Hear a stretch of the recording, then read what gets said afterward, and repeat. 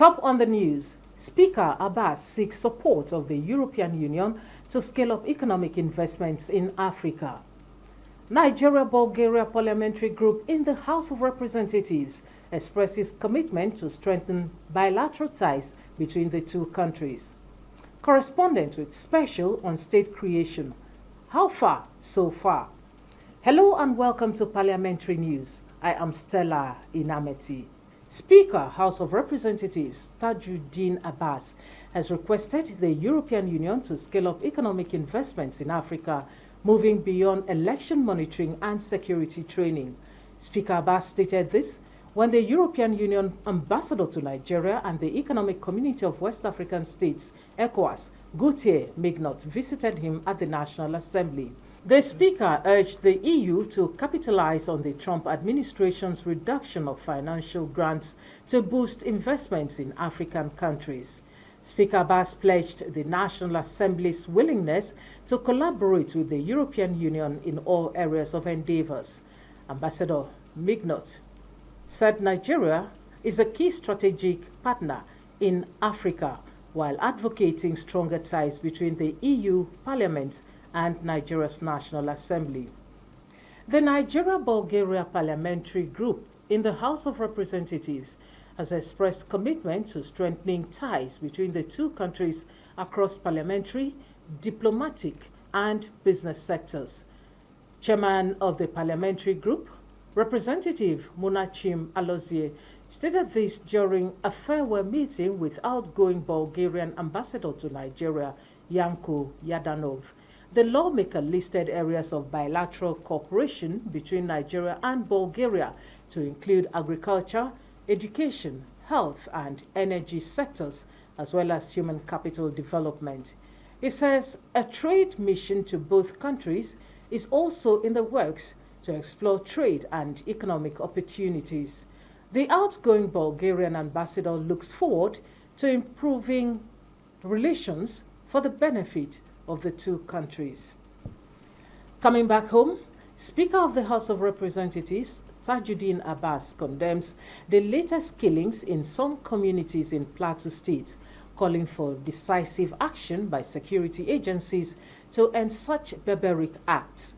Reacting to reports of latest attacks on Zike and Kumangba, communities of Kwal district in Bassa local government area of Plateau State, Speaker Abbas expresses deep concerns that innocent people are being killed in repeated attacks. The Speaker says enough of the killings on the plateau and other parts of the country, while urging the security agencies to intensify efforts to fish out the perpetrators of the dastardly acts. Now clamoring for state creation in Nigeria remains an unfinished exercise over the years. Nigerians always believe states creation will reduce ethnic and regional pressures, enhance economic development and administrative convenience for development to thrive. In this report, Issa Mohammed takes a look at constitutional provisions and creation of the state under the democratic system. Nigerian state creation dates back to 1967 when General Yakubu Gowon created 12 states out of the 4 regions. Since then, various military governments have driven state creation, with the most recent being in 1996 under late General Sani Abacha, creating 6 additional states. The current 36-state structure has been in place for over 2 decades. Coupled with continued demands for state creation and the complexities of Nigeria's democratic transition, diverse ethnic and regional dynamics, what probably comes to the mind of many Nigerians could be, can a democratic regime create a state with contagious issues to tackle? And it's even easier to amend the Constitution than creation of states. In amendment of the Constitution, you have perhaps 2 layers. The Senate and House of Representatives as National Assembly, being National Assembly as 1 layer, and then you have the House of Assembly. This other one, in the on creation of local government states, you have the Senate, you have the House of Representatives, you have the role of the clerk to the National Assembly, you have the Houses of Assembly, you have the local government councils in the area, you have the process of a referendum. After lobbying your representatives to pass by two-thirds majority. You have to also lobby at the national level. Lobby the lawmakers from other parts of the country. And then you have to lobby other states also to agree to your point of view that yes, you have a case. And most of them, as I said earlier, is created out of just the need to get more resources from the Federation. And these resources are very, very limited. Moving forward, Section 8, Subsection 1 to 3 of the 1999 Constitution, as amended, outline conditions for creation of state, which has to do with two-thirds majority votes and approval from the Senate, House of Representatives, state houses of assembly, and local governments, among other provisions. If you want to create a state, it will affect the amount of money that goes to the respective state. It will affect the structural balance or imbalance of the country. It will affect governance one way or the other. And it will affect generally the economy of the country. Now, the Constitution makes it so difficult so that before a people agree, even if you want to create a state, the people who are to constitute the area of the new state must agree.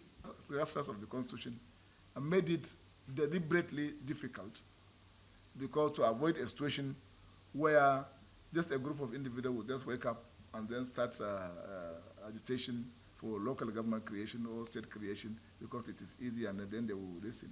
The same way you can add local government, you can also reduce.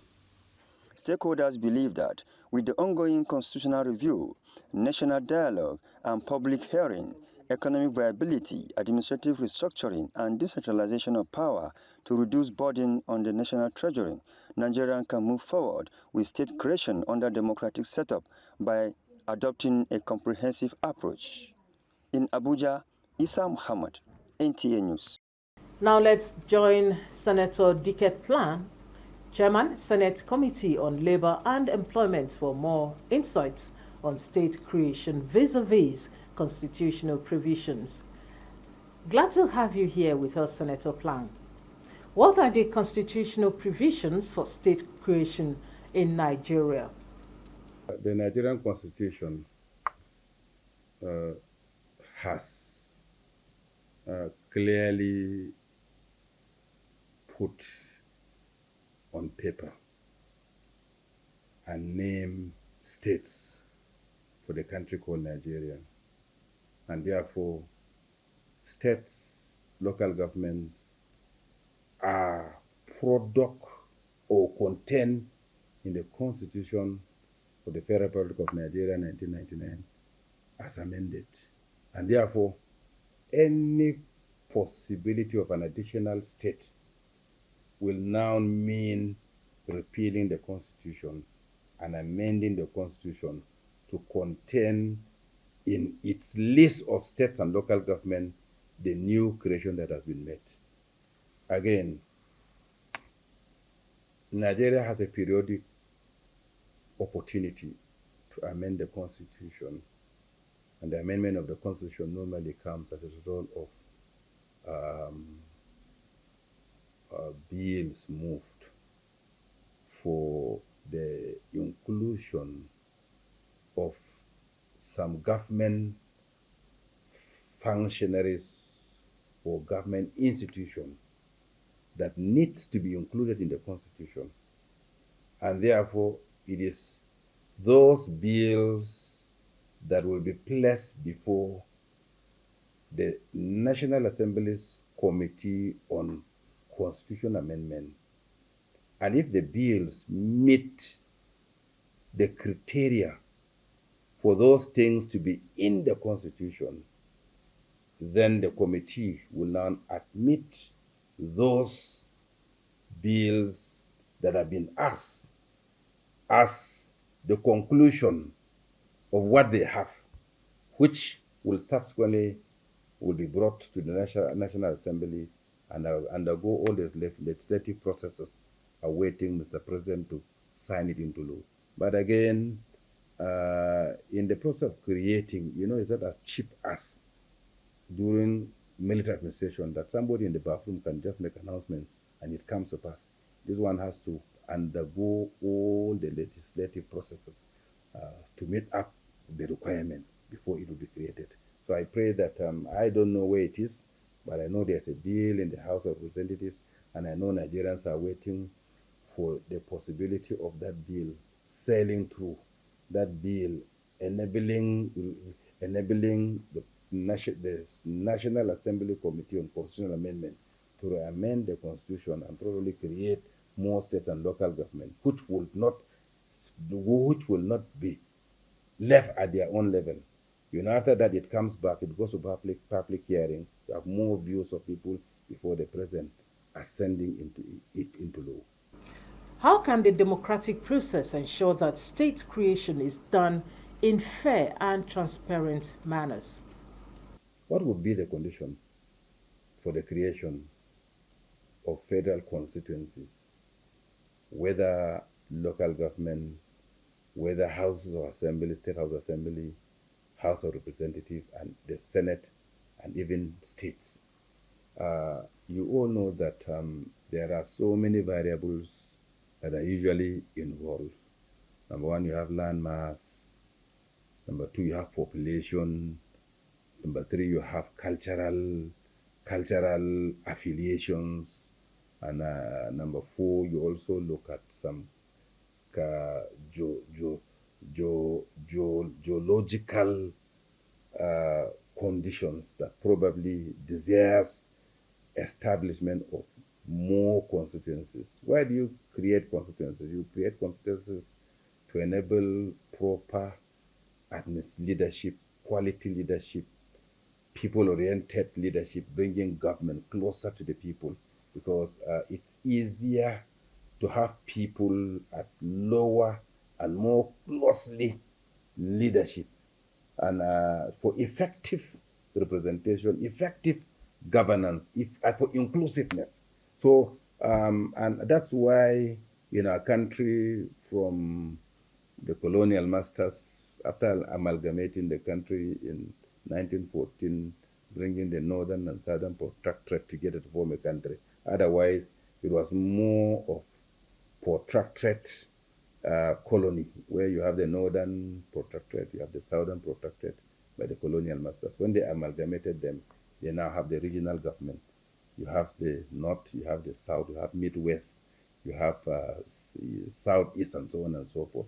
Then during the acquisition of Gawan in 1976, decree number 8, they ended up creating 12 states, because the regional government was not as close to the people as adding more states. You have more 12 states. Then Murtala came, added 5 more states to make it 19 during Murtala at sometime 1976. Then after that, you know that IBB came. First of all, he created 2 more states, Akwa Ibom and Katsina, and then later on added 7 more states. So you would say 9 more states. You would say that Babangida at 2 instances created 11 more states, bringing the total number of states to 30. And then Abacha came. Abacha added 6 more states, and that was in 1996. From 1996 to date, you all know that Nigerian is about 30 years ago. So the last time states were created in a country called Nigeria was about 30 years ago. The last time local government were created is about 30 years ago. And you all know that in 30 years' time, the population of Nigeria, population density have increased. And therefore, at that time, the population of the country was at around 100 and something million Nigerians. But now we have over 250, 240 as the population of the country. And therefore, you will look at it as it will be very timely if we would want to bring government closer to the people by way of creating local governments, creating additional states. But I also know that Nigerians are also watching at the expenses of adding states. But if we are prudent enough, and for the purpose of good governance, and for the purpose of having government closer to the people, there would be need for us to rejig and then create more government constituencies. What are the potential benefits and challenges of state creation in the context of Nigeria's diverse cultural and ethnic landscape? The advantages of creation is that it brings government much, much closer to the people. It's all about inclusiveness, and it's all about people touching the government themselves. And therefore, the creation, if perfectly done, it's to the advantage and stability of the country. It makes everybody to be on his wheel to ensure that government programs are adhered to, and therefore it would benefit the Nigerians in its totality in terms of development, in terms of exposure, in terms of care, ability to care, because sometimes if you are in a family, there are too many in the family and you have one father, it becomes very difficult for the father to take proper care. But if you are divided into nuclear homes, it becomes cheaper and easier for parents to know the children knowing the parents. You know the strength of your father, you know what your father can do and what he cannot do. There can be more understanding. So creations of more administrative government constituencies is to the advantage of the nation in terms of bringing in stability, understanding, communicating government closer to the people, bringing development to the doorpost of Nigerians. And again, you also look at the economic implication too, because you will have more governors, you will have more members of the House of Assembly, you have more local government, more administration. But again, the advantages outweigh the disadvantages if we are prudent and we are sincere. So I think the fundamental part is to have good management of government resources and then put in place government closer to the people. Now, I'd like to know, what role does the National Assembly play in the state creation process? Ability to look into having a national constitutional amendment committee, which is always in place, which is a joint committee between the Senate and House of Representatives, chaired by the Deputy Senate President and co-chaired by the Deputy Speaker of the House of Representatives. That is the committee that has the responsibility of amending the Constitution, because the first thing is to amend the Constitution. And you're amending the Constitution from bills gotten from the National Assembly as regards the need for creation. So we have that responsibility of having a joint committee that would sit and then articulate and bring to both chambers the requests of the people, which will undergo debate, will undergo public hearing, return back to the National Assembly, then it will pass into third reading, which goes to the President for his assent. So I think those are the processes. And as you know, we are representing Nigerians coming from the various constituencies. Yet, in that, there's still a room for public hearing, so that people across associations, across an individual, across will have an opportunity of debating, contributing their quota, analyzing, and then it will be tidied up, and then it returns for third reading, which will subsequently be forwarded to the President for his assent. Thank you so much for your time, Senator Plan. We'll take a short break now. We'll be back with more news in a moment.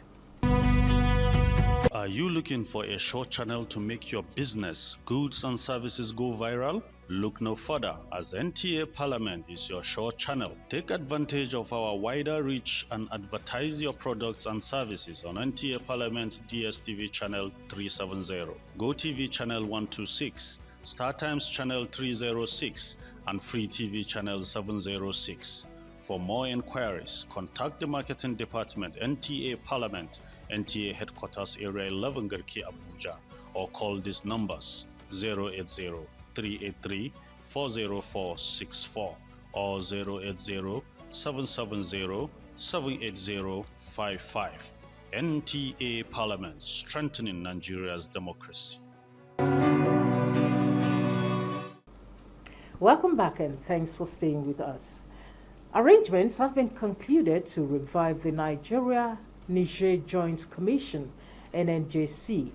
This was when Nigeria's Minister of Foreign Affairs, Yusuf Tuga, embarked on a working visit to his Nigerian counterpart, Bankare Sangare, and expressed the need to as well set up a joint consultative forum that will bring together all relevant stakeholders to address common challenges and explore further opportunities to mutually benefit both countries. Garba Natala reports.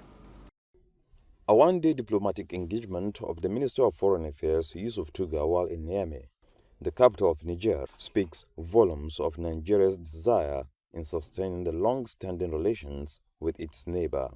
Tuga met his counterpart, Bakari Sangare, Minister of Foreign Affairs Cooperation and Nigerians abroad. The two ministers examined the challenges facing both countries and addressed the major current issues at the sub-regional, regional, and international levels. And each town, each region has a corresponding region on the other side of the border, you know, the same cultural area. So we need to take advantage of this to address a lot of our issues, and trade should continue, and security cooperation should continue. And the backbone, the fulcrum of all of this is the Nigeria-Niger Joint Commission. Nigeria's Foreign Affairs Permanent Secretary Umar Dunama read the joint communique issued at the end of the meeting, bordering on economic cooperation, especially in operationalization of cross-border markets, trade and energy.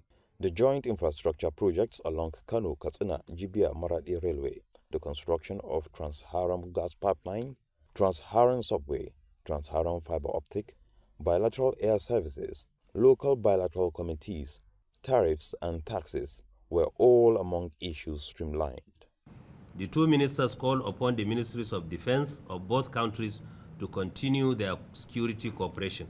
The outcome made both parties fulfilled, with the hope of forging ahead for the Nigerian authorities now to reciprocate the visit. From Niger, I am Garba Muhammad Natala, NTA News. And now to state legislature. The Kaduna State House of Assembly has passed into law the bill to promote and protect the rights of persons with intellectual, psychosocial, or cognitive disabilities 2023.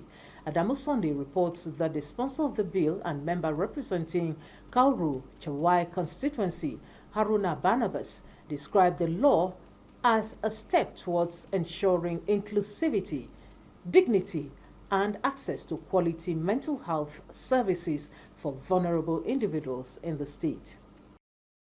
Over time in some African countries, drug abuse and related offenses have been viewed through different lenses. In some communities, young people struggling with substance abuse or those who have dropped out of school are often stigmatized and seen as outcasts, unworthy of inclusion in society. In response to this and other related issues, the member representing Kauru Chawe constituency, Haruna Barnabas, sponsored a bill to establish a mental health services department in Kaduna State. The bill titled "A Law to Promote and Protect the Rights of Persons with Intellectual, Psychosocial or Cognitive Disabilities" provide for the enhancement and regulation of mental health services in Kaduna State, and for related matters 2023, aims to help drug addicts reintegrate into society and become productive members of their communities. Is hereby passed into law. Where you see guys who are taking drugs, we see them as if they don't add any value. But we're trying to see how we can make them add value to society, even as they take, because some of them is not even their fault. Some of them are being pushed into it. So this bill seeks to create an agency that will manage that crisis entirely. In another development, the Kaduna State Senior Secondary Schools Education Board Bill 2025 has passed its second reading and referred to the Committee on Education for in-depth study and scrutiny. The sponsor of the bill, Mahmoud Lawa Ismaila, who represents Zaria City constituency, stated that the proposed legislation will provide a foundation for the growth and development of senior secondary schools across the state. The board is expected to take the affairs of managing the activities of all our senior secondary schools across the state. That's number one. Number two, to manage the funds that are available for senior secondary school, including amount for maintenance, repairing, and building of secondary schools in the state. Similarly, a bill seeking to amend the Kaduna State Customary Law number 9 of 2021 as amended has also passed second reading and referred to the Joint Committee on Judiciary for further examination and recommendations. In Kaduna, Adamu Sunday, NTA News. The Parliamentary Staff Association of Nigeria, Nasarawa State Chapter, has concluded plans to embark on an indefinite strike from Wednesday, 16th April 2025 as a result of non-payment of 70,000 naira national minimum wage by the state government. This was the resolution of members during the association's Congress meeting held at the State Assembly Complex, Lafia, the Nasarawa State capital. Adams Abdul Kadri completes the story. It would be recalled that the state government has promised full implementation of financial autonomy of the state assemblies commencing from January 2024 and full implementation of consolidated legislative salary structure. Chairman, Pansan Nasarawa State Chapter, Comrade Suleiman Oshafu, said since the state government has failed to fulfill the promise, they have resolved to embark on indefinite strike due to non-implementation of national minimum wage. Suspended on the 13th, so it's resumption because we suspended because until our demands are met. Because the government, when you are on strike, government will tell you suspend it and let's come and talk. And when we talk, they promised to implement it in December, which they implemented for some, and we did not see our own. So we are resuming on strike. According to him, all the arms of government in the state are enjoining national minimum wage except Pansan members, and the situation is worrisome as economic hardship is eating harder on its members. We are embarking on indefinite strike. Is that so? Resolution number 2, no staff of this assembly should enter this assembly after the close of business on Tuesday because we are giving the 3 days. Okay, we are going to give them 3 days notice. Is that agreed? Yes. 3 working days. That is starting from Friday, Monday, Tuesday, and on Wednesday we go on strike. Number 3 is the one that there must be total compliance. He pledged to notify all the labor union, national body of Pansan, Department of State Security, DSS, and other security agencies to be on the notice and appreciated its members for their cooperation and support at all times. In Lafia, Adams Abdul Kadri, NTA News. And that's where we draw the curtain on parliamentary news. Thanks for watching. I am Stella Inameti. Good evening.